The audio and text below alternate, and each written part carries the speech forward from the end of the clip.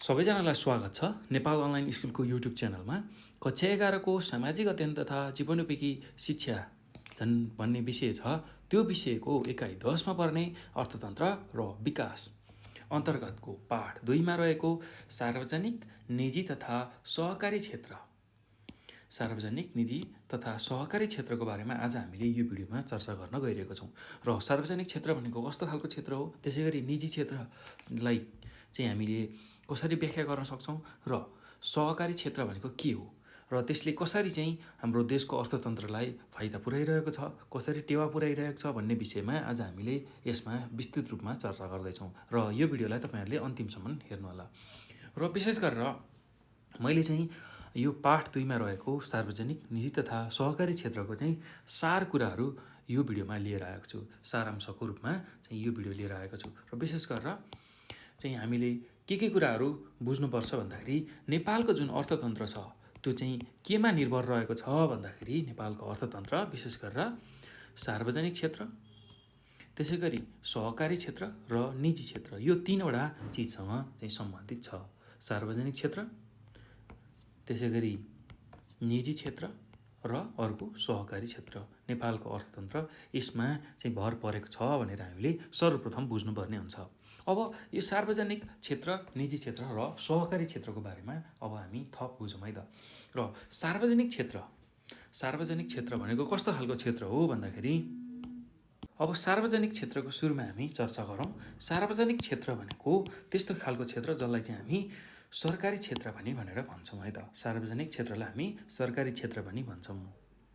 अब यो सरकारी क्षेत्र जुन छ त्यसले चाहिँ के गर्छ भन्दाखेरि सरकारसँग राष्ट्र विकासका लागि दूरदृष्टि योजना, त्यसै गरी स्रोत साधनको उपलब्धता चाहिँ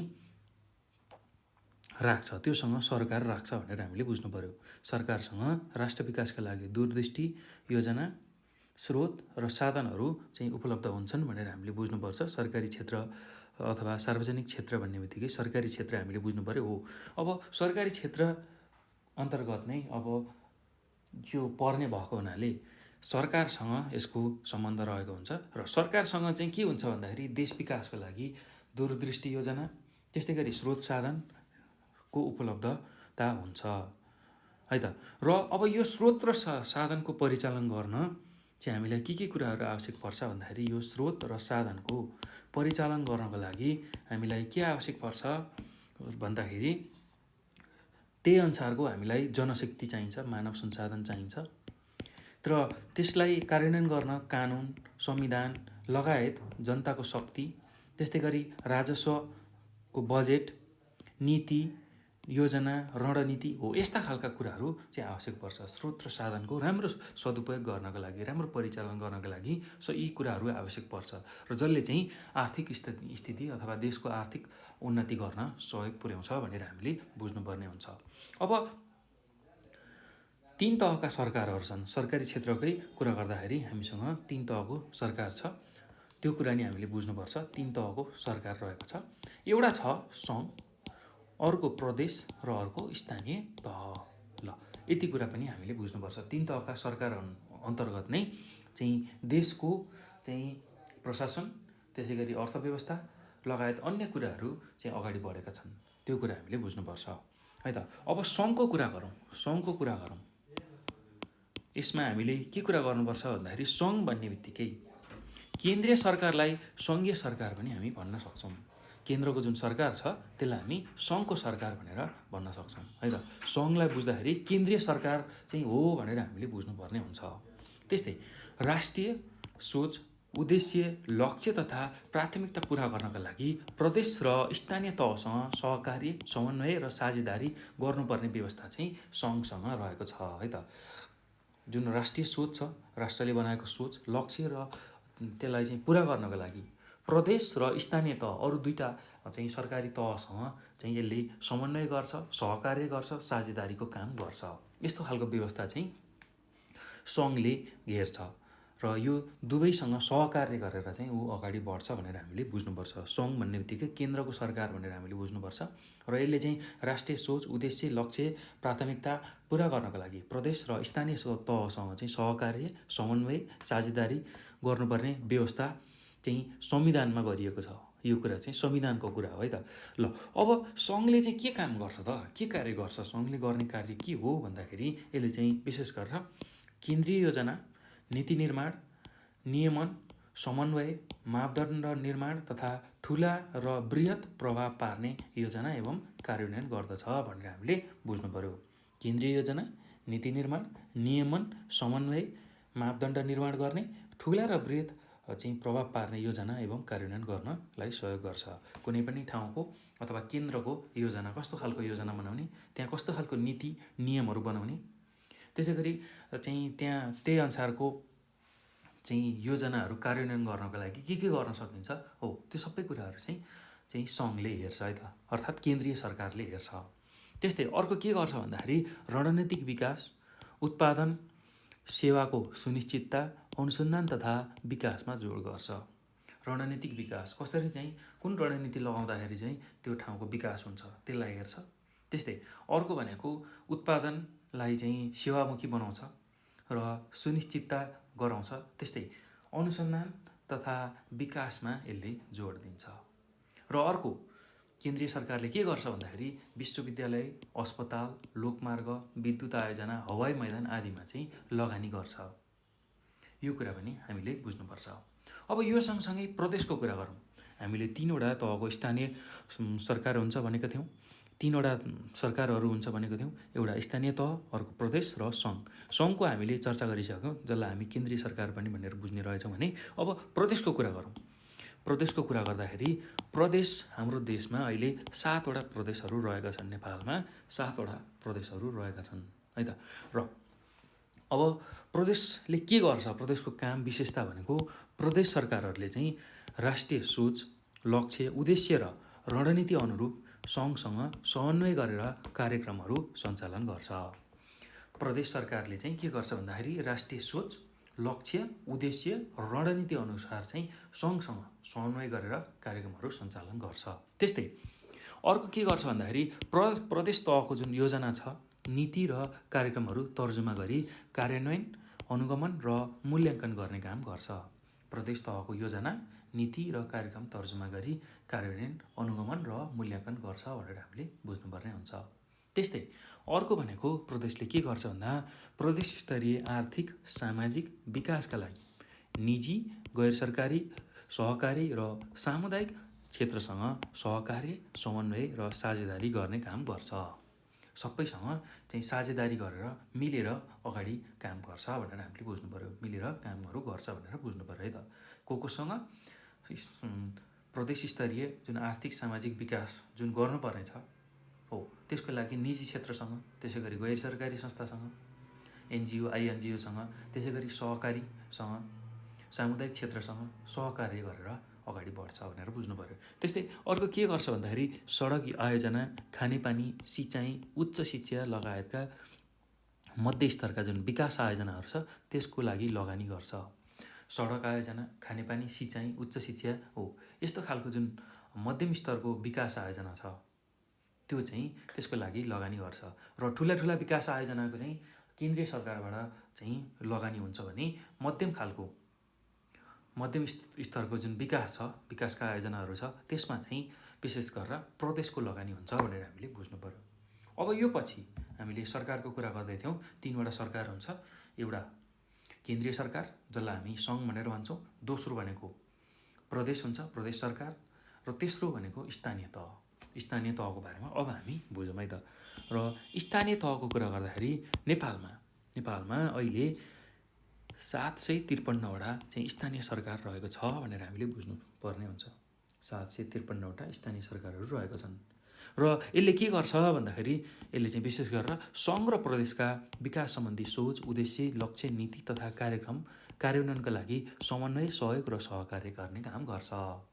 सङ्घ प्रदेशको जुन विकास सम्बन्धी लक्ष्य छ, नीति छ, उद्देश्य छ हो, त्यसलाई चाहिँ कार्यान्वयनको लागि समन्वय, सहयोग र सहकार्य गर्ने काम गर्छ। यति कुरा हामीले बुझ्नु पर्यो। त्यस्तै अर्को यसले के गर्छ भन्दाखेरि नागरिकलाई आधारभूत सेवा सुविधा प्रदान गर्ने काम गर्छ। नागरिकलाई आधारभूत सेवा सुविधा जुन स्वास्थ्यको, शिक्षाको हो, यस्तो खालको सेवा सुविधा प्रदान गर्छ।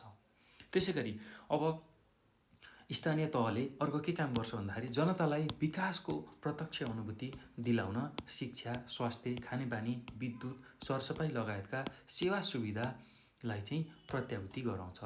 जनतालाई विकासको प्रत्यक्ष अनुभूति दिलाउन शिक्षा, स्वास्थ्य, खानेपानी, विद्युत, सरसफाइ लगायतको जुन सेवा सुविधा छ त्यो दिलाउँछ। त्यो कुरा हामीले लेख्नु पर्यो। त्यस्तै अर्को के गर्छ भन्दाखेरि कानुन बमोजिम राजस्व उठाउने, बजेट बनाउने काम गर्छ। कानुन बमोजिम चाहिँ राजस्व, करहरू उठाउने, बजेट बनाउने यस्तो खालको काम गर्छ। त्यस्तै अर्को भनेको चाहिँ त्यो बजेट बनाउने, त्यसै गरी त्यसको कार्यान्वयन गर्ने, अनुगमन गर्ने तथा मूल्याङ्कन गर्ने काम पनि यसैले गर्छ।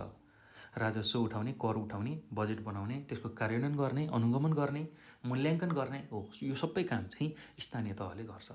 त्यस्तै अर्को के गर्छ भन्दाखेरि स्थानीय तहले आफ्नो क्षेत्रभित्रका चाहिँ विद्यालयहरूको व्यवस्थापन गर्छ, स्वास्थ्य चौकीहरू, कृषि तथा पशुपालन, पूर्वाधार निर्माण जस्ता क्षेत्रमा चाहिँ यसले लगानी गर्छ। आफ्नो क्षेत्रमा, आफ्नो ठाउँमा भएको चाहिँ विद्यालयहरूको व्यवस्थापन, त्यसको साथसाथै स्वास्थ्य चौकी, कृषि तथा पशुपालन, पूर्वाधार निर्माण हो, यस्तो खालको ठाउँमा चाहिँ लगानी गर्छ भनेर हामीले बुझ्नुपर्छ। अब अर्को छ निजी क्षेत्र। ल हामीले विशेष गरेर सरकारी क्षेत्रको चर्चा गऱ्यौँ, सरकारी क्षेत्र, सार्वजनिक क्षेत्रको बारेमा चर्चा गऱ्यौँ। अब निजी क्षेत्र र त्यसपछि अब अर्को भनेको हामीसँग 3वटा चाहिँ नेपालको अर्थतन्त्रको लागि 3वटा चाहिँ क्षेत्रहरू रहेको छ, सार्वजनिक क्षेत्र, निजी क्षेत्र र सहकारी क्षेत्र। र सार्वजनिक क्षेत्रको हामीले भर्खरै चर्चा गऱ्यौँ। अब निजी क्षेत्रको हामी चर्चा गर्दैछौँ र सहकारीको पनि हामी चर्चा गर्नेछौँ है त। र निजी क्षेत्रको कुरा गर्दाखेरि हामीले के बुझ्नुपर्छ भन्दाखेरि निजी क्षेत्र भन्ने बित्तिकै हामीले बुझ्नै पर्ने कुरा, सबैभन्दा महत्त्वपूर्ण कुरा भनेको चाहिँ सरकारको विकास सम्बन्धी सोच चाहिँ नीति र योजना बमोजिम लक्ष्य तथा उद्देश्य हासिल गर्न निजी क्षेत्रको पनि एकदमै महत्त्वपूर्ण भूमिका रहेको हुन्छ भनेर हामीले बुझ्नु पर्यो। सरकारको विकास सम्बन्धी जुन सोच, योजना, नीति हो, लक्ष्य हासिल गर्न, उद्देश्य हासिल गर्न चाहिँ निजी क्षेत्रले पनि यसमा महत्त्वपूर्ण योगदान दिएको हुन्छ भनेर हामीले बुझ्नु पर्यो। त्यस्तै अर्को हामीले यसमा जान्नै पर्ने कुरा भनेको जुन 8औं पञ्चवर्षीय योजना जब नेपालमा सुरुवात भयो, खुला तथा उदार अर्थतन्त्रको अवधारणा चाहिँ आइसकेपछि निजी क्षेत्रको भूमिका पनि महत्त्वपूर्ण भएको हामीले पाउँछौँ। 8औं पञ्चवर्षीय योजना जब नेपालमा सुरुवात भयो र खुला तथा उदार अर्थतन्त्रको चाहिँ अवधारणा आयो हो, त्यसपछि चाहिँ निजी क्षेत्रको भूमिका पनि चाहिँ नेपालको अर्थतन्त्रको लागि एकदमै महत्त्वपूर्ण चाहिँ देखिएको छ। र त्यसपछि के भयो भन्दाखेरि त्यसपछि चाहिँ विशेष गरेर त्यसपछि कृषिको व्यवसायीकरण भयो, औद्योगिक विकासहरू अगाडि बढ्न थाल्यो, रोजगारीको सिर्जना भयो, व्यापारको विविधीकरण भयो, पूर्वाधार निर्माण र सामाजिक क्षेत्रमा निजी क्षेत्रको लगानी चाहिँ भित्रियो। त्यसले गर्दाखेरि निजी क्षेत्रले चाहिँ कृषिमा, उद्योगमा, रोजगारी सिर्जनामा, व्यापार विविधीकरणमा, पूर्वाधार निर्माणमा, सामाजिक क्षेत्रमा चाहिँ यसले चाहिँ लगानी गर्दै आएको छ। र सङ्घीयतापछि हाम्रो देशमा जब सङ्घीयता आयो, सङ्घीयता आइसकेपछि चाहिँ यसको यो निजी क्षेत्रको जुन लगानी छ एकदमै व्यापक भएको छ। हाम्रो देशमा सङ्घीयता कार्यान्वयन भइसकेपछि निजी क्षेत्रको चाहिँ व्यापक लगानी भएको छ। र निजी क्षेत्रले चाहिँ के अधिकार पाएको छ भन्दाखेरि राज्यका 3वटा तहसँग चाहिँ सहकार्य गर्न सक्ने त्यस्तो खालको चाहिँ सुविधा पाएको छ। राज्यको 3 तहसँग, स्थानीय तहसँग, त्यसै गरी प्रदेशसँग र विशेष गरेर सङ्घसँग अर्थात् केन्द्रीय सरकारसँग यसले सहकार्य गरेर अगाडि बढ्ने चाहिँ मौका पाएको छ। र यसमा अझै के कुरा बुझ्नुपर्छ भने हामीले निजी क्षेत्रमा सरकारले निजी क्षेत्र अथवा निजी लगानीलाई आकर्षित गर्न नीतिगत, कानुनी व्यवस्था र सुरक्षित लगानीको वातावरण सिर्जना गरिदिएमा निजी क्षेत्र चाहिँ फस्टाउन सक्छ। र निजी क्षेत्र फस्टाउँदाखेरि त्यो निजी क्षेत्रबाट चाहिँ सरकारलाई कर, त्यसै गरी सरकारको आर्थिक चाहिँ विकासमा टेवा पुग्छ भनेर हामीले बुझ्नुपर्ने हुन्छ। ल यति कुरा चाहिँ हामीले निजी क्षेत्रमा जान्नुपर्छ। अब अर्को छ सहकारी क्षेत्र। सहकारी क्षेत्र र यो पनि हाम्रो देशको अर्थतन्त्रलाई माथि उठाउने सबैभन्दा महत्त्वपूर्ण क्षेत्रको रूपमा लिइन्छ यसलाई। र सहकारी क्षेत्रलाई बुझ्दाखेरि हामीले के बुझ्नुपर्छ भन्दाखेरि र सहकारी क्षेत्रलाई बुझ्दाखेरि हामीले कसरी बुझ्न सक्छौँ भन्दाखेरि सहकारीले चाहिँ के गर्छ भन्दा छरिएर रहेको श्रम, सिप, प्रविधि र पुँजीलाई एकीकृत गरी उत्पादकत्व र रोजगारी वृद्धिबाट चाहिँ राष्ट्रिय क्षेत्रमा योगदान दिँदै आइरहेको छ भनेर हामीले बुझ्नु पर्यो।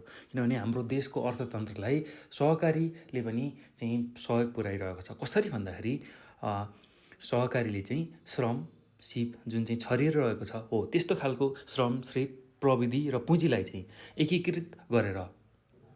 एकचित्र गरेर अथवा एकीकृत गरेर चाहिँ उत्पादकत्व र रोजगारी वृद्धिबाट राष्ट्रिय क्षेत्रमा चाहिँ योगदान दिँदै आइरहेको छ भनेर हामीले बुझ्नुपर्ने हुन्छ। अब यो सहकारीको सुरुवात चाहिँ प्राचीन समयबाट चाहिँ भएको थियो। यसको अनौपचारिक रूपमा सुरुवात चाहिँ प्राचीन कालदेखि नै भएको थियो। कसरी भन्दाखेरि मान्छेहरू गुठी, त्यसै गरी धर्मबकारी, त्यसै गरी मङ्काखल र ढुकुटी हो यस्तो खालको रूपमा चाहिँ आर्थिक सहकार्य गर्थे हो। त्यसरी चाहिँ प्राचीन कालदेखि नै यो चाहिँ चल्दै आएको थियो भनेर हामीले बुझ्न सक्छौँ। र यो पछि विकसित भएर चाहिँ यसको आधुनिक र विकसित रूपलाई चाहिँ हामीले सहकारी भनेर भन्यौँ है त। आधुनिक र विकसित रूपलाई चाहिँ हामीले सहकारी भनेर चाहिँ बुझ्यौँ। र विक्रम सम्वत 2010 सालमा चाहिँ सहकारी विभागको चाहिँ स्थापना भएको थियो नेपालमा। र 2013 सालमा विक्रम सम्वत 2013 सालमा चाहिँ पहिलो सहकारीको स्थापना भएको थियो र त्यसलाई चाहिँ बखत ऋण सहकारी संस्था भनेर भनिएको थियो है त। बखत ऋण सहकारी संस्था भनेर भनिएको थियो। ल यो कुरा हामीले बुझ्नु पर्यो। अब सहकारीको कार्य के हो त? सहकारीले के काम गर्छ भन्दाखेरि विशेष गरेर सहकारीले चाहिँ स्थानीय स्रोत, साधन, श्रम र पुँजीको परिचालन गरी रोजगारीको चाहिँ सिर्जना गर्छ, आयमा वृद्धि गर्छ तथा गरिबी निवारणमा चाहिँ सहयोग पुर्याउँछ। त्यस्तै अर्को भनेको यसले सहकारीबाट चाहिँ कर्जा लिएर आफ्नो सिप र क्षमता अनुसार व्यवसाय गरेर अन्य आय आर्जन गर्न हामीले सक्छौँ। सहकारीको मद्दतबाट कर्जा लिएर, पैसा ऋणमा लिएर चाहिँ आफ्नो सिप र क्षमता अनुसार व्यवसाय गरेर आय आर्जन चाहिँ हामीले गर्न सक्छौँ। त्यस्तै अर्को भनेको मानवीय आवश्यकताका वस्तु तथा सेवाको उत्पादन, त्यसै गरी प्रशोधन र बजारीकरण गर्दै सदस्यहरूको चाहिँ आर्थिक, सामाजिक र सांस्कृतिक रूपान्तरणका माध्यमबाट आर्थिक वृद्धि हासिल गर्न चाहिँ यसले सहयोग पुर्याउँछ। मानवीय आवश्यकताको वस्तु तथा सेवाको उत्पादन, प्रशोधन र बजारीकरण गर्दै सदस्यहरूको आर्थिक, सामाजिक र सांस्कृतिक रूपान्तरणका माध्यमबाट आर्थिक वृद्धि हासिल गर्न यसले सहयोग गर्छ भनेर हामीले बुझ्नुपर्ने हुन्छ हो। यो चाहिँ काम सहकारी क्षेत्रबाट हुन्छ र यसरी चाहिँ देशको आर्थिक विकासमा यसले सहयोग पुर्याइरहेको छ भनेर हामीले चाहिँ बुझ्नुपर्ने हुन्छ। त्यस्तै अर्को भनेको सहकारीमा चाहिँ बचत गर्ने, सेयरमा लगानी गर्ने, ऋण लिने र सावा ब्याज भुक्तानीका तरिकाहरू चाहिँ हामीलाई थाहा भयो र सहकारीबाट हामी अगाडि बढ्यौँ भने त्यहाँबाट आएको पैसाको सदुपयोग गरेर हामी चाहिँ नयाँ आय आर्जनको सिपमा लाग्यौँ भने हाम्रो पनि विकास हुन्छ, साथै राष्ट्रको पनि विकास हुन्छ भनेर हामीले लेख्न सक्छौँ अथवा बुझ्न सक्छौँ है त। यति कुरा चाहिँ हामीले यो पाठमा बुझ्नुपर्छ। ल यति कुरा तपाईँहरूले यो पाठमा बुझ्नु होला, किनभने हामीले यो पाठमा चाहिँ मूल रूपमा के कुराहरू बुझ्नुपर्छ भन्दाखेरि हामीले यो पाठमा जान्नै पर्ने कुरा भनेको विशेष गरेर नेपालको जुन अर्थतन्त्र छ त्यो अर्थतन्त्रलाई चाहिँ सार्वजनिक क्षेत्र, जसलाई सरकारी क्षेत्र पनि भनिन्छ, त्यसै गरी निजी क्षेत्र, प्राइभेट सेक्टर र सहकारी क्षेत्र यो तीनवटा क्षेत्रले चाहिँ अर्थतन्त्रलाई चाहिँ दानिरहेको छ, अर्थतन्त्रलाई चाहिँ माथि उठाइरहेको छ भनेर हामीले बुझ्नुपर्ने हुन्छ। र अब यो पछि चाहिँ हामीले यो पाठमा सोध्न सक्ने खालको सम्भावित प्रश्नहरूको बारेमा चर्चा गर्नेछौँ। र सम्भावित प्रश्नहरूमा पहिलो प्रश्न के रहेको छ भन्दाखेरि सार्वजनिक, निजी तथा सहकारी क्षेत्रमा रहेका समस्या र विसङ्गतिहरू पहिचान गर्नुहोस् र तिनका समाधानका उपायहरू लेख्नुहोस् भनेर प्रश्नले सोधेको छ। सार्वजनिक, निजी तथा सहकारी क्षेत्रमा रहेका समस्या र विसङ्गतिहरू पहिचान गर्नुहोस् र तिनका समाधानका उपायहरू लेख्नुहोस् भनेर प्रश्नले सोधेको छ। अब सुरुमा त हामीले सार्वजनिक क्षेत्रको बारेमा चर्चा गरौँ। सार्वजनिक क्षेत्रमा कस्तो खालको समस्याहरू रहेको छ र त्यसलाई समाधान कसरी गर्न सक्छौँ भन्ने विषयमा हामीले चाहिँ छलफल गर्नु पर्यो। र सुरुमा सार्वजनिक क्षेत्रको चाहिँ समस्याहरू के रहेका छन् त्यसलाई चर्चा गरौँ। र यसमा हामीले के लेख्न सक्छौँ भन्दाखेरि सार्वजनिक क्षेत्रका समस्याहरूमा पहिलो समस्या भनेको कृषि उत्पादनका लागि उत्पादकत्व वृद्धि गर्न अपरिहार्य स्रोत र साधनको सामग्री चाहिँ उपलब्ध छैन, अर्थात् न्यून उपलब्धता छ भनेर हामीले लेख्नुपर्ने हुन्छ। त्यस्तै अब दोस्रो यसको समस्या भनेको कुनै पनि योजना वा कार्यका लागि बजेट विनियोजन, वितरण र आवश्यक क्षेत्र निर्धारण गर्नका लागि समय लाग्ने हुँदा कामको गति सुस्त रहेको छ भनेर हामीले लेख्न सक्छौँ। त्यस्तै अर्को बुँदामा चाहिँ योजना स्वीकृति गर्न, कार्यान्वयन गर्न माथिल्लो निकायको निर्देशन कुर्नुपर्ने हुँदा उत्तरदायित्वको बोध चाहिँ कम हुने भनेर हामीले लेख्न सक्छौँ। त्यस्तै सार्वजनिक क्षेत्रको अर्को समस्या भनेको सबैलाई खुसी पार्ने परिपाटीले भ्रष्टाचार बढेको छ। त्यस्तै सार्वजनिक क्षेत्रको अर्को समस्या भनेको सरकार परिवर्तनसँगै नीति परिवर्तन हुने हुँदा कम समयमा चाहिँ कामहरू पुरा गर्न कठिनाइ भएको छ अथवा कामलाई चाहिँ हामीले चाहिँ पुरा गर्न सकेका छैनौँ भनेर हामीले लेख्न सक्छौँ। त्यस्तै अर्को सरकारी क्षेत्रको समस्यामा कर्मचारीहरू आयोजना सम्पन्न नहुँदै सरुवा हुने काम हुँदाखेरि चाहिँ काममा अवरोध आइरहेको छ भनेर हामीले चाहिँ लेख्न सक्छौँ। त्यस्तै अब सरकारी क्षेत्रको अर्को समस्या भनेको काम हुने स्थानमा सबै स्थानीय स्वार्थ पुरा चाहिँ नहुने हुन्छ र सरकारले समयमा घरबास जग्गाको मुआब्जा नदिनाले स्थानीय अवरोधहरू पनि उत्पन्न हुन्छ भनेर हामीले लेख्न सक्छौँ। त्यस्तै अर्को समस्या भनेको सरकारी क्षेत्रको अर्को समस्या भनेको स्थानीय निकाय प्रदेश सङ्घको समायोजन नहुने र सडक, विद्युत, खानेपानी क्षेत्रका जुन सहकारी निकायहरू छ हो त्यो बिच सहकार्य नहुँदा छिटो छिटो योजना चाहिँ पुनर्निर्माण गर्नुपर्ने, बिग्रने, भत्कने काम हुँदाखेरि ढिलाइ हुने भनेर हामीले लेख्न सक्छौँ। त्यसै गरी बजेट र जनशक्तिको अभाव छ भनेर यसरी चाहिँ हामीले सरकारी क्षेत्रका समस्याहरूलाई चाहिँ लेख्न सक्छौँ है त। ल अब यो पछि चाहिँ अब यो सार्वजनिक जुन क्षेत्र छ त्यसमा देखिएको समस्याहरूलाई कसरी समाधान गर्न सकिन्छ भन्ने बारेमा हामीले चर्चा गरौँ है त। र सार्वजनिक क्षेत्रका चाहिँ समस्यालाई समाधान गर्नको लागि हामीले विभिन्न उपाय अपनाउन सक्छौँ। जस्तै कि पहिलो उपाय के गर्न सकिन्छ भने कुनै पनि योजना कार्यान्वयन गर्नुपर्व अनुमानित रूपमा जुन लागत खर्च छ त्यसको प्रबन्ध गर्नुपर्छ। कुनै पनि योजना चाहिँ कार्यान्वयन गर्नु अगाडि त्यसको कति खर्च लाग्ने रहेछ त्यो अनुमान गरेर त्यसको प्रबन्ध हामीले गर्नुपर्छ, त्यो खर्च जुटाउनुपर्छ। त्यस्तै अर्को के गर्न सकिन्छ भन्दाखेरि समाधानको उपायमा कार्यस्थलका कर्मचारीले समयमा नै माथिल्लो स्तरका निकायहरूसँग चाहिँ समन्वय र सहजीकरण गर्नुपर्ने हुन्छ।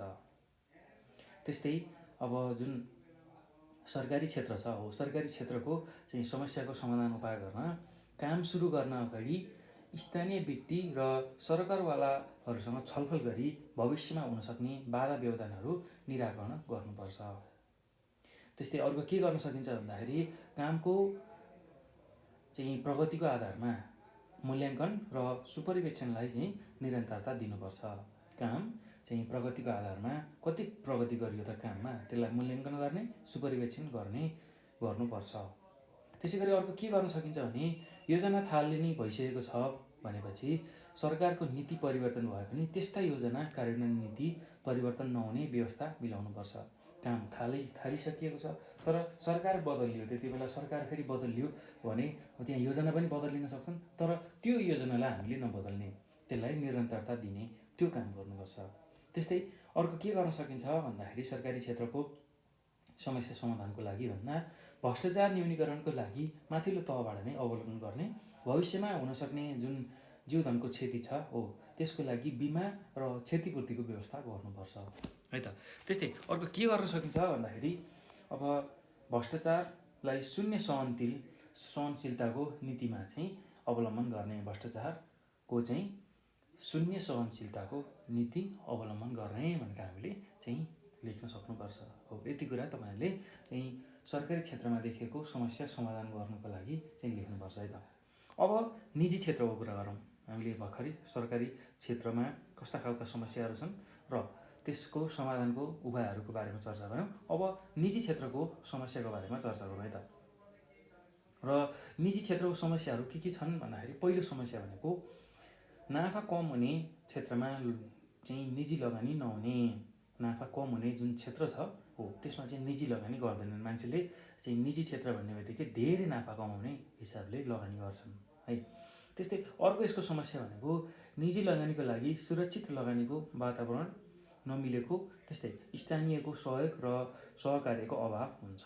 निजी क्षेत्रको लगानी चाहिँ त्यसको लागि चाहिँ सुरक्षित लगानीको वातावरण मिल्दैन र अर्को भनेको स्थानीयको सहयोग र सहकार्यको पनि अभाव हुन्छ। र त्यस्तै निजी क्षेत्रको अर्को समस्या भनेको निजी व्यक्ति र संस्थाका पारिवारिक तथा साङ्गठनिक समस्याहरूले काममा चाहिँ बाधा पुग्छ।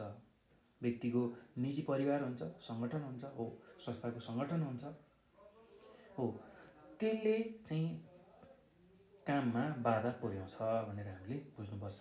त्यस्तै अर्को निजी क्षेत्रको अर्को समस्या भनेको दीर्घकालीन मुनाफा हुने क्षेत्रमा लगानी गर्ने जुन प्रवृत्ति छ त्यसको अभाव छ भनेर हामीले बुझ्नुपर्ने हुन्छ। त्यस्तै अर्को भनेको सेवा भावनाको कमी हुन्छ। दक्ष व्यक्तिभन्दा आफ्नो व्यक्तिले चाहिँ काम पाउने हुँदा कामको गुणस्तरमा पनि कमी हुन सक्ने भनेर हामीले लेख्न सक्छौँ। किनभने सेवा भावनाको कमी हुन्छ निजी क्षेत्रमा र दक्ष अनुभवी भन्दा नि निजी क्षेत्रमा चाहिँ आफ्नो मान्छेहरू बढी राख्ने, आफ्नो मान्छेलाई चाहिँ अवसर दिने गर्दाखेरि के हुन्छ भन्दा त्यसले चाहिँ कामको गुणस्तर जुन छ त्यसमा कमी आउँछ भनेर हामीले लेख्न सक्छौँ है त। ल अब यो त भयो निजी क्षेत्रको समस्याहरू। अब यसको समाधानका उपायहरू के हुन्छ? निजी क्षेत्रको समाधानका उपायहरूमा चाहिँ के गर्न सकिन्छ भन्दा पहिलो बुँदामा तपाईँहरूले के लेख्न सक्नुहुन्छ भन्दाखेरि निजी क्षेत्रलाई राज्यले सुरक्षित लगानी गर्ने वातावरण मिलाउनु पर्छ। प्रतिफल नआएमा राज्यले लगानी उठाइदिने वातावरण मिलाइदियो भने चाहिँ निजी क्षेत्रमा देखेको समस्यालाई समाधान गर्न सकिन्छ। त्यस्तै अर्को के गर्न सकिन्छ भन्दाखेरि निजी क्षेत्रको समस्या समाधानको लागि निजी क्षेत्रले सामाजिक उत्तरदायित्वको बोध गरी उच्च मनोबलका साथ काम गर्नुपर्छ। त्यस्तै अर्को उपायमा वस्तु उत्पादनमा गुणस्तर कायम गर्ने, त्यसै गरी तत्कालको नाफा मात्रलाई नहेरिकन मानव विकासलाई पनि ध्यान दिनुपर्छ भनेर हामीले लेख्न सक्छौँ। त्यसै गरी अर्को के लेख्न सकिन्छ भने व्यक्तिगत र साङ्गठनिक समस्यालाई योजना कार्यान्वयनको लागि चाहिँ नथुपार्ने, काममा प्रभाव पार्न चाहिँ नदिने।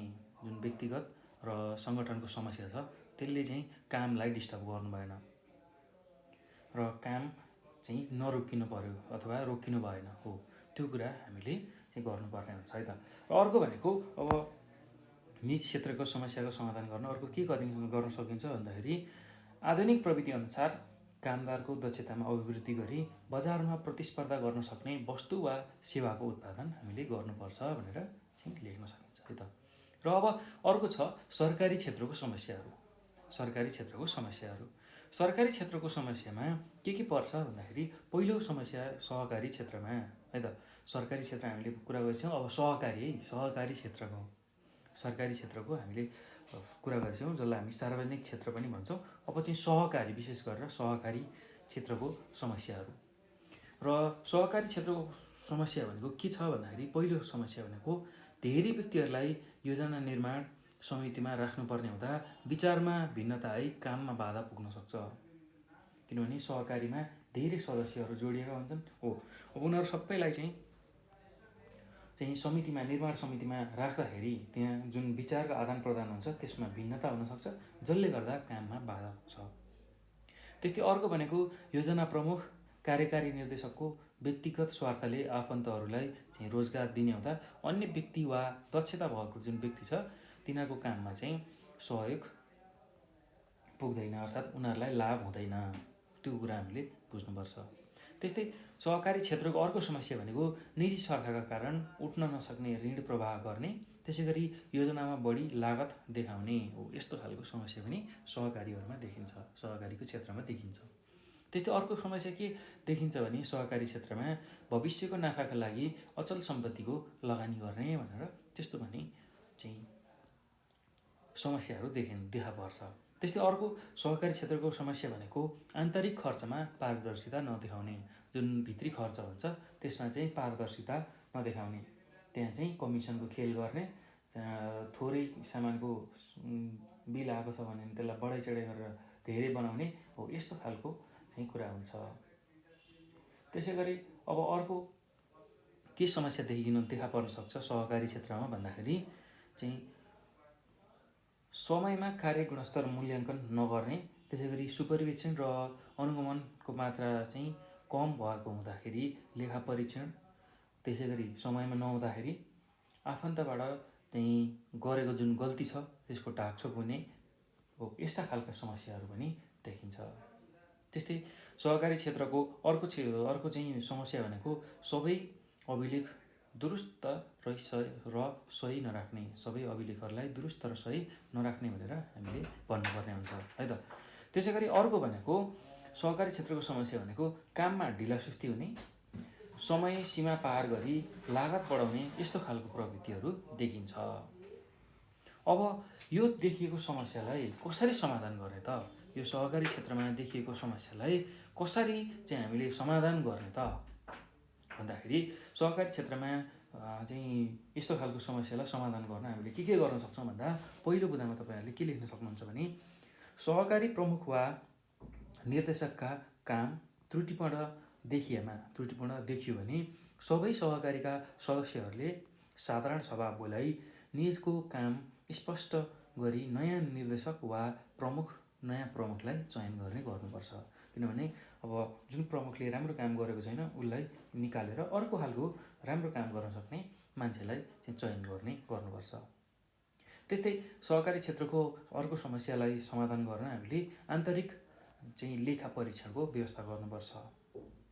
त्यस्तै अर्को के गर्न सकिन्छ भन्दाखेरि सदस्यहरूले अभिलेखहरूको बारेमा जानकारी राख्न सुपरिवेक्षण तथा मूल्याङ्कन समिति बनाई निरीक्षणलाई चाहिँ निरन्तरता दिनुपर्छ।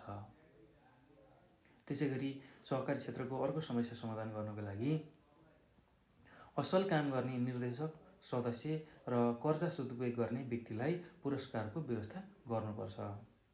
त्यस्तै अर्को के गर्न सकिन्छ भन्दाखेरि सहकारी क्षेत्रको समस्या समाधान गर्न गुणस्तरीय वस्तु र सेवा उत्पादनमा हामीले जोड दिनुपर्छ। त्यस्तै सहकारी क्षेत्रको अर्को समस्या समाधान गर्नको लागि हामीले के गर्नुपर्छ भन्दाखेरि सामाजिक सेवाको भावना लगाई नाफाभन्दा न्यून आय भएका गरिब परिवारलाई लक्षित गरी बचत लगानी वा रोजगारीको व्यवस्था गर्नुपर्छ भनेर हामीले लेख्न सक्छौँ। त्यस्तै संस्थाका सदस्यहरूको चाहिँ जमानीमा ऋण लिने हो, त्यस्तो खालको चाहिँ व्यवस्था गर्नुपर्छ है।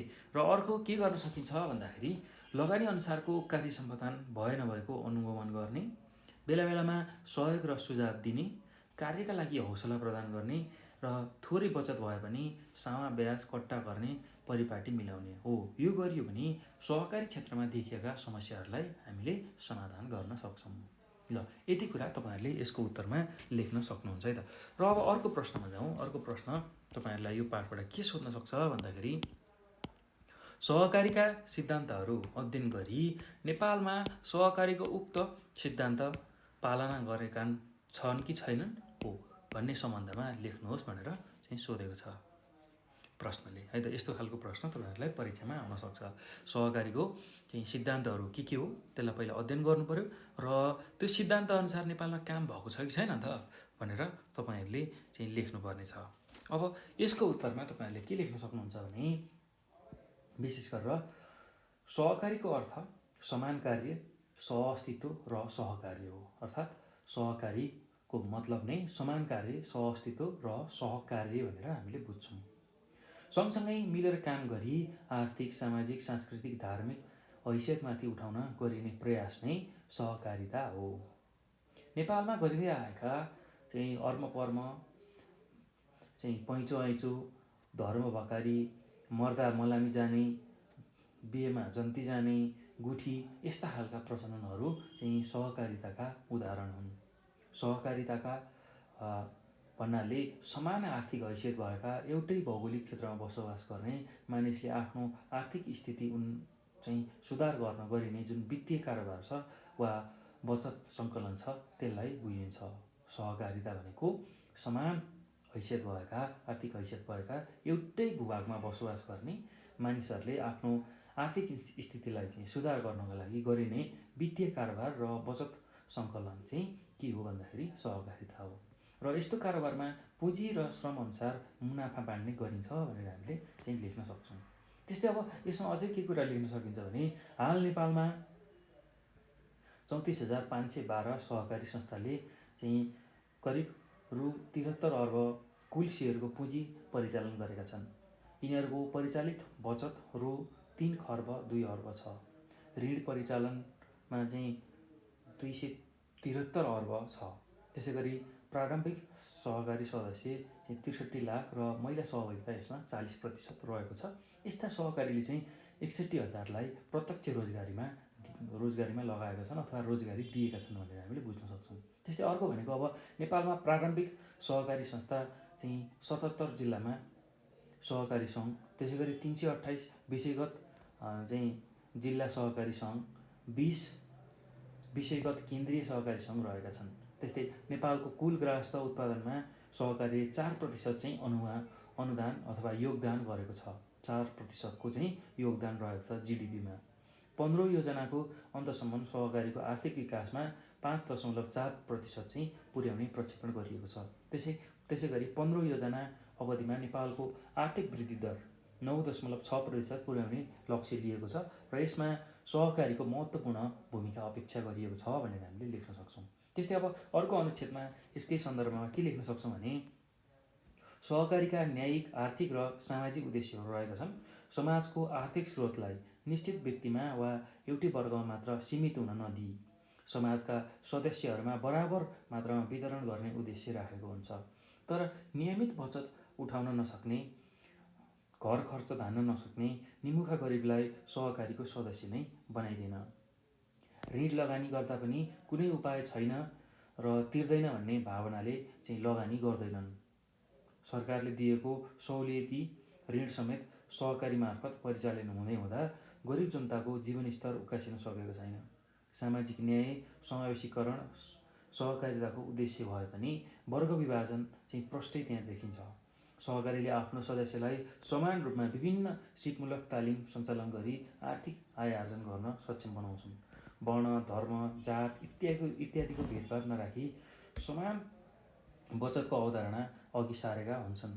आर्थिक क्रियाकलाप गर्ने स्वायत्तता समेत प्रदान गर्दछ र समाजबाट आर्थिक असमानता र शोषणको अन्त गर्नु समाजको आवश्यकता हो। सहकारीको सबै समुदाय, वर्ण, लिङ्गका मानिसहरूको समान सहभागिता चाहिँ हुने हुँदा एक आपसमा मिली छलफल गर्ने, निर्णय गर्ने हुँदा आफू हेपिएको अनुभव हुँदैन। साझा निर्णय, साझा जिम्मेवारी सहकारिताको विशेषता नै हो भनेर हामीले बुझ्न सक्छौँ।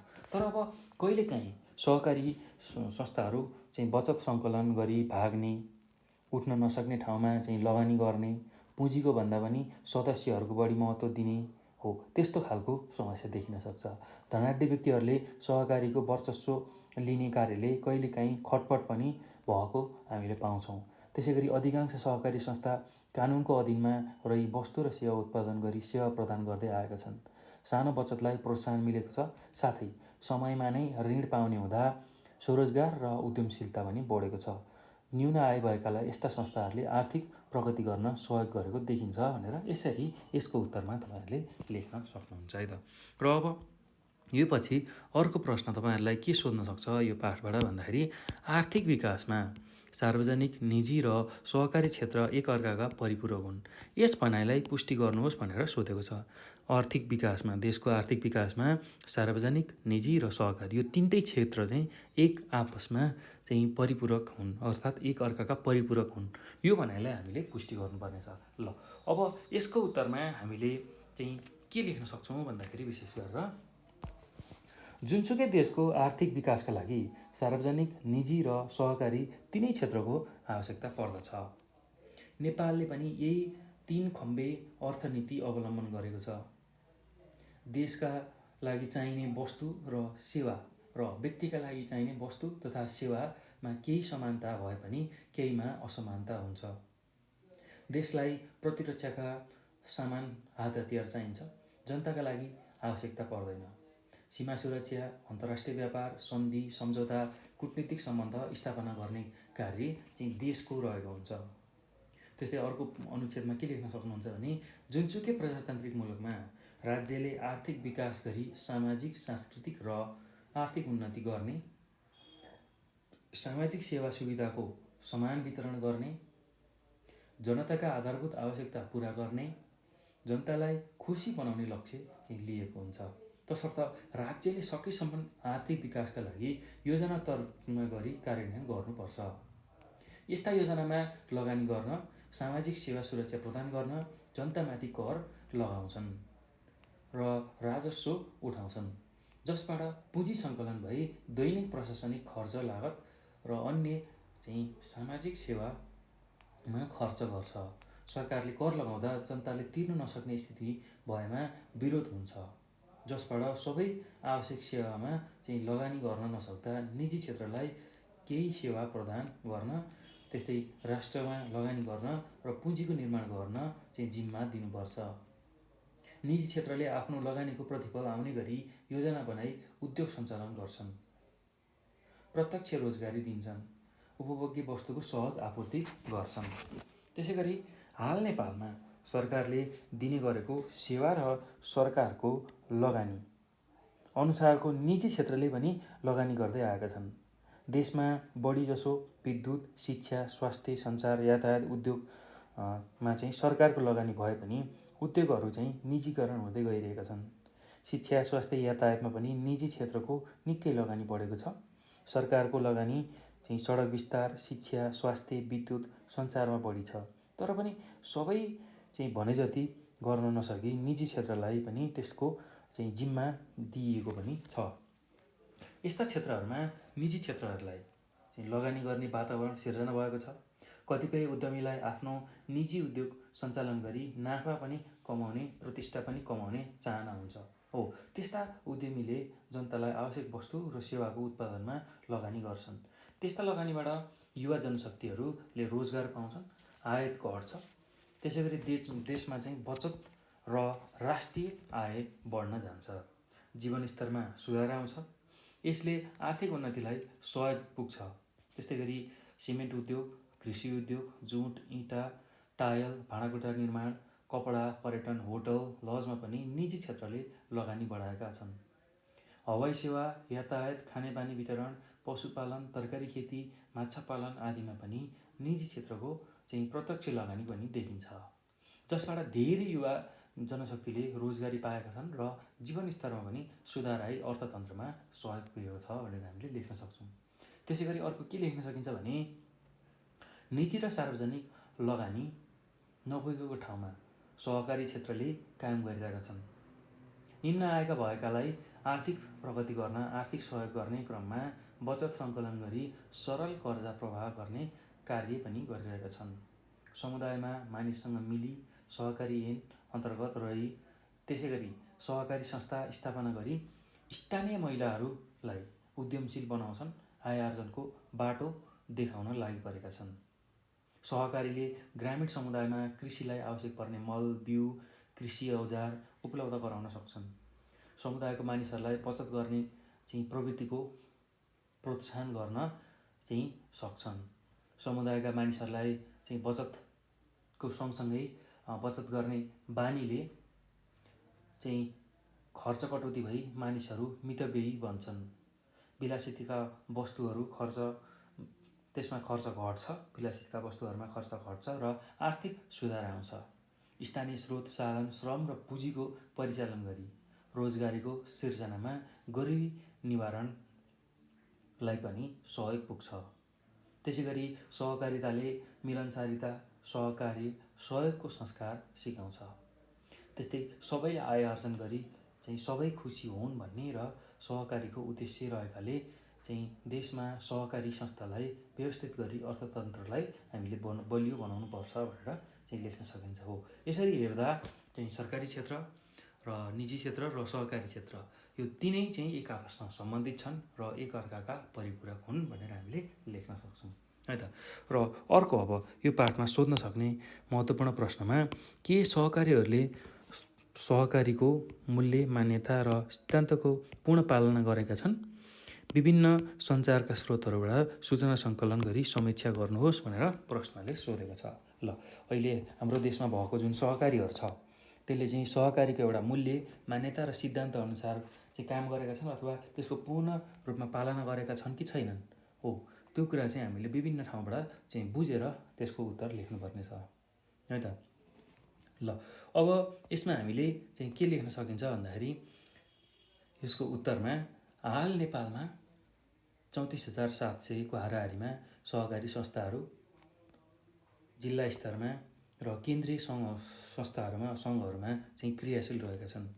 यी सहकारीले स्थानीय स्रोत, साधन, श्रम र पुँजीको परिचालन गरी रोजगारीको सृजना, आयमा वृद्धि तथा गरिबी निवारणमा सहयोग पुर्याउन सक्छन्।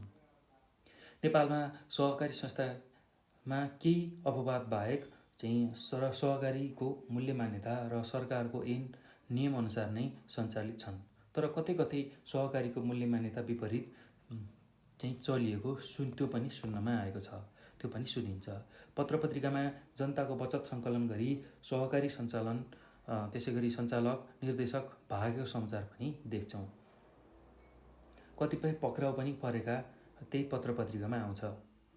सहकारीले न्यून आय भएका महिला र गरिबीको रेखामुनि रहेका मानिसहरूको उत्थानका लागि कार्य गर्नुपर्ने हुन्छ र त्यसै अनुरूप चाहिँ काम गरिरहेका हुन्छन् र त्यसो नगरी ऋणको ब्याज खाने कार्यक्रम गरेको पनि पाइएको छ। बचत एकीकृत गरी रोजगार प्रवर्धन गर्ने, नगदे बाली त्यसै गरी अन्न उत्पादन, घरेलु कुटीर उद्योगलाई सहयोग गर्नुपर्ने सहकारीको उद्देश्य रहेकाले त्यसै अनुरूप काम गरी देशको आर्थिक विकासमा सहयोग पुगोस् भनी त्यस्तो खालको चाहिँ आशयले केही सुझावहरू हामीले दिन सकिन्छ। कसरी चाहिँ सहकारीलाई अझ राम्रो बनाउने र सहकारीको मूल्य मान्यता र सिद्धान्तलाई चाहिँ कसरी पूर्ण पालना गर्ने भन्नेमा चाहिँ कस्तो खालको सुझाव आवश्यक हुन्छ भन्दाखेरि पहिलो भनेको ग्रामीण र सहकारी क्षेत्रमा ससाना बचतलाई जम्मा गरी चाहिँ सबैजना जुनले बचत गरेका छन् हो त्यो बचत गर्ने बानीलाई चाहिँ अभिप्रेरित गर्ने अर्थात् बचत गर्नुपर्छ भन्ने बानीको विकास गराउने है त। त्यस्तै अर्को के गर्न सकिन्छ भन्दाखेरि न्यून आय भएका महिला, दलित समुदायका व्यक्तिलाई सहकारीका सदस्यको जमानतमा ऋण प्रवाह गर्ने। न्यून आय भएका महिला, दलित समुदायका व्यक्तिलाई सहकारीको जुन सदस्यहरू छ हो उनीहरूको चाहिँ जमानत लिएर त्यहाँ ऋणको त्यस्तो व्यवस्था गर्ने। त्यस्तै अर्को भनेको ऋण जमानी कबुलियतको कागज बनाउने, ऋणको समुचित लगानी भए नभएको अनुगमन तथा मूल्याङ्कन गर्ने। त्यस्तै अर्को के गर्न सकिन्छ भन्दाखेरि भरसक अचल सम्पत्तिमा लगानी नगर्ने। अचल सम्पत्तिमा लगानी भएमा पुँजी चलायमान हुँदैन र उत्पादनशील क्रियामा लगानी नभई रोजगार र आय आर्जन चाहिँ बढ्दैन भनेर हामीले लेख्न सक्छौँ। त्यस्तै अर्को भनेको भरसक असल सम्पत्तिमा चाहिँ हामीले त्यही लगानी गर्नुपर्छ र सरकारले बिना धितो ठुलो रकमको ऋण प्रवाह चाहिँ गर्न हुँदैन भनेर हामीले त्यो सुझाव पनि दिन सक्छौँ है त। र अर्को भनेको सहकारितामा बचत गर्ने, त्यसै गरी लाभांश वितरण गर्ने, कर्जा प्रवाह गर्ने, ऋण लिने आदि तरिकामा यस्तो खालको बारेमा चाहिँ विधान बनाई कार्यान्वयन गर्ने एउटा नीति, कार्यक्रम, कानुन बनाई चाहिँ कार्यान्वयन गर्नुपर्छ। त्यसै गरी अर्को के गर्न सकिन्छ भने सहकारीको नियम विपरीत कार्य गर्ने, त्यसै गरी आफन्तको स्वार्थका लागि कार्य गर्ने, सामाजिक सेवा भावना बिर्सने सदस्यलाई हटाउने नियम बनाउनुपर्छ भनेर हामीले लेख्न सक्छौँ। त्यस्तै अर्को भनेको एउटा व्यक्तिलाई सर्वोपरि अधिकार दिनु हुँदैन, त्यो पनि हामीले लेख्न सक्छौँ। त्यसै गरी अर्को भनेको उत्पादनकर्ता उद्यमीलाई समय समयमा तालिम दिई कार्यदक्षता बढाई समयमा सामा ब्याज भुक्तानी गर्न सक्ने गरी सबल बनाउनु पर्छ भनेर हामीले लेख्न सक्छौँ। त्यस्तै अर्को भनेको सहकारी संस्थाहरू नगदेबाली लगाउने कार्य, जडीबुटी सङ्कलन र प्रशोधन गर्ने कार्य, स्थानीयलाई आवश्यक उपभोग्य सामान उचित मूल्यमा बिक्री वितरण गर्ने चाहिँ कार्यमा पनि लाग्नुपर्छ भनेर त्यो लेख्न सकिन्छ। त्यस्तै अर्को के गर्न सकिन्छ भने एक घर एक रोजगार, एक घर एक वस्तु उत्पादन, एक परिवार मासिक 1000 बचतको अवधारणा अघि सारी चाहिँ काम गर्नुपर्छ। एक घर एक रोजगार, एक घर एक उत्पादन, एक वस्तु उत्पादन र एक परिवार मासिक 1000को बचत, यो खालको अवधारणा चाहिँ ल्याउनुपर्छ। त्यस्तै अर्को के गर्न सकिन्छ भने सहकारी संस्थाहरूले किसानले उत्पादन गरेका दुध, घिउ, मह, फलफुल, तरकारीको बजार खोज्ने, बजारसम्म पुर्याउने र उचित मूल्य दिलाउने कार्यमा पनि सहयोग गर्नुपर्छ। त्यस्तै अर्को के गर्न सक्छ भन्दाखेरि सहकारी संस्थाले आपविगत परेका व्यक्तिलाई सहयोग गर्ने चाहिँ आवश्यक सामग्रीको व्यवस्था गरिदिन, चाहिँ वृद्धलाई सम्मानका साथै मर्यादा गर्ने र सामाजिक चाहिँ सेवामा लाग्ने, जसका लागि चाहिँ एकदम ठुलो उत्प्रेरणा चाहिँ जगाउनुपर्छ है त। त्यस्तै अर्को के गर्न सकिन्छ भन्दाखेरि दैनिक बचत, मासिक बचत गर्न सक्ने मान्छे त भइहाल्यो, त्यो बचत दैनिक रूपमा गर्न नसक्नेलाई पनि सहकारीका कार्यक्रममा सहभागी गराई म पनि समाजमा केही गर्न सक्छु भन्ने भावना जगाउनुपर्छ। यति काम गर्ने हामीले सक्यौँ भने, यति काम गर्न सक्यौँ भने देशको आर्थिक विकास र समृद्धि त्यति टाढा नहुन सक्छ। छिट्टै नै हामी आर्थिक उन्नति गर्नतर्फ अगाडि बढ्छौँ भनेर लेख्न सकिन्छ है त। ल यति कुरा चाहिँ तपाईँहरूले यसको उत्तरमा लेख्न सक्नुहुन्छ। ल यति कुरा तपाईँहरूले यस्तो खालको प्रश्न आयो भने लेख्नु होला। र यो सँगसँगै हामीले यो पाठमा जान्नुपर्ने जुन सार्वजनिक क्षेत्र, निजी क्षेत्र र सहकारी क्षेत्र थियो, जसले चाहिँ हाम्रो देशको आर्थिक विकासको लागि सहयोग गरिरहेको छ, अर्थात् नेपालको अर्थतन्त्रको जग चाहिँ यही तीनवटा क्षेत्र छ, सार्वजनिक क्षेत्र, निजी क्षेत्र र सहकारी क्षेत्र हो। यसको बारेमा हामीले छलफल गऱ्यौँ र योसँग सम्बन्धित चाहिँ परीक्षामा सोध्न सक्ने खालको प्रश्नहरूको बारेमा पनि चर्चा गऱ्यौँ। अब यति भिडियो हेरिसक्दा तपाईँहरूले धेरै कुराहरू चाहिँ बुझिसक्नु भएको छ, यसको बारेमा जानकारी लिइसक्नु भएको छ, थाहा पाइसक्नु भएको छ। यदि केही कुराहरू तपाईँले चाहिँ यो भिडियो हेर्दा बुझ्नु भएको छैन भने हामीलाई 9849595895 यो नम्बरमा हामीलाई कल गर्न सक्नुहुन्छ अथवा मेसेज गर्न सक्नुहुन्छ। र यही नम्बरमा हामीलाई भाइबर, व्हाट्सएप र टेलिग्राममा पनि हामीलाई मेसेज गर्न सक्नुहुन्छ र कल गर्न सक्नुहुन्छ। र साथै नेपाल अनलाइन स्कुलको चाहिँ फेसबुक, त्यसै गरी टिकटक र इन्स्टाग्राममा पनि हामीलाई फलो गर्न सक्नुहुन्छ है त। ल यो सँगसँगै अब यो भिडियो हेर्नु होला, यसलाई सक्दो सेयर गर्नु होला, लाइक गर्नु होला र नेपाल अनलाइन स्कुलको युट्युब च्यानललाई सब्सक्राइब गर्न नभुल्नु होला। किनभने हामीले यस्तै खालका भिडियोहरू तपाईँहरूकै लागि लिएर आइरहन्छौँ र यस्तै खालका एजुकेसनल कन्टेन्टहरू तपाईँहरूले यही च्यानलबाट हेर्न सक्नुहुन्छ। त्यो भएर यो च्यानललाई सब्सक्राइब गर्नुहोस्। यति भन्दै म यो भिडियोबाट बिदा हुन्छु। तपाईँको समय शुभ रहोस् र सबैजनालाई यो भिडियो हेर्नुभएकोमा धेरै धेरै धन्यवाद।